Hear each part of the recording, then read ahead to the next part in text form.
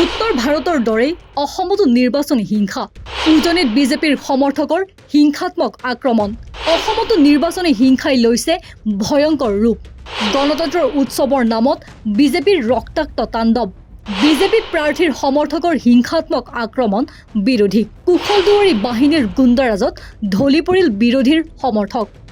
BJP সমৰ্থকৰ আক্ৰমণত চিকিৎসাধীন হৈছে বিৰোধীৰ সমৰ্থক 2026 বৰ্ষৰ বিধানসভা নিৰ্বাচনৰ প্ৰাক মুহূৰ্তত সমগ্ৰ অসমত এক ভয়ংকৰ আৰু অগণতান্ত্ৰিক পৰিৱেশৰ সৃষ্টি হৈছে বিশেষকৈ শাসকীয় বিজেপি দলৰ একাংশ নেতা আৰু কৰ্মীৰ উগ্ৰতা আৰু হিংসাত্মক কাৰ্যকলাপে ৰাজ্যৰ নিৰ্বাচনী ইতিহাসত এক কলা অধ্যায়ৰ সূচনা কৰিছে নিৰ্বাচনী বিধি বিধানক ভৰিৰে মুহাৰি বিজেপি সমৰ্থকসকলে যি ধৰণে আক্ৰমণাত্মক স্থিতি গ্ৰহণ কৰিছে সি এতিয়া সাধাৰণ ভোটাৰৰ মাজত তীব্ৰ সন্ত্ৰাসৰ সৃষ্টি কৰিছে ভোট গ্ৰহণৰ ঠিক আগনিশাৰ নিৰ্বাচনী হিংসাই উত্তৰ ভাৰতৰ দৰেই ৰূপ লোৱা দেখা গ'ল নিৰ্বাচনী হিংসাৰ সকলোতকৈ পাশবিক ৰূপ দেখা গৈছে ঐতিহাসিক শিৱসাগৰত নিৰ্বাচনী যুঁজত পৰাজয়ৰ নিশ্চিত দেখি বিজেপিৰ প্ৰাৰ্থী কুশল দুৱৰী ওৰফে জয়ন্ত হাজৰিকাৰ নেতৃত্বত চলা গুণ্ডাৰাজত সমগ্ৰ জিলাখন থৰহৰি কম্পমান হৈ পৰিছে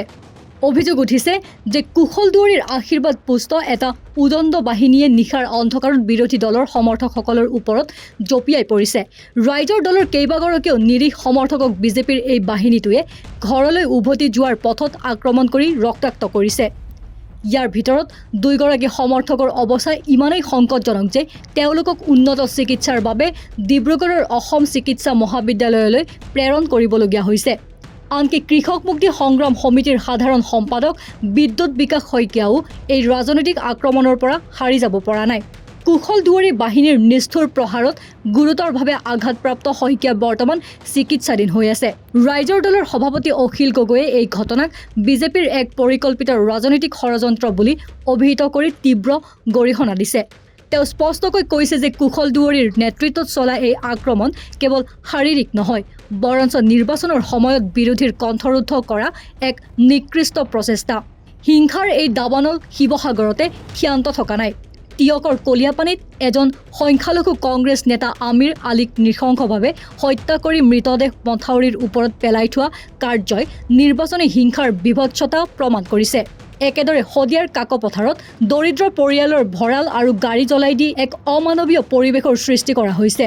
ইফালে আমগুৰিত বিজেপি কৰ্মীয়ে নাজিৰাৰ কংগ্ৰেছ প্ৰাৰ্থী দেৱব্ৰত শইকীয়াক আবদ্ধ কৰি যি অভব্য আচৰণ কৰিলে সি বিজেপিৰ অসহিষ্ণু চৰিত্ৰটোক পুনৰবাৰ উদঙাই দিছে কলিয়াবৰত অগপ বিজেপি মিত্ৰজোঁটৰ প্ৰাৰ্থী কেশৱ মহন্তৰ সমৰ্থকে নিৰ্দলীয় সমৰ্থকক প্ৰহাৰ কৰি গণতন্ত্ৰৰ ডিঙি চেপি ধৰাৰ চেষ্টা চলোৱাৰ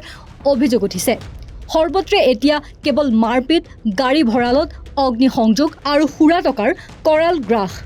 নিৰ্বাচন আয়োগ আৰু প্ৰশাসনৰ চকুৰ আগতে বিজেপিৰ একাংশ প্ৰাৰ্থী আৰু কৰ্মীয়ে চলাই থকা এই হিংসাত্মক কাৰ্যকলাপে নিৰপেক্ষ নিৰ্বাচনৰ ধাৰণাটোকে প্ৰত্যাহ্বান জনাইছে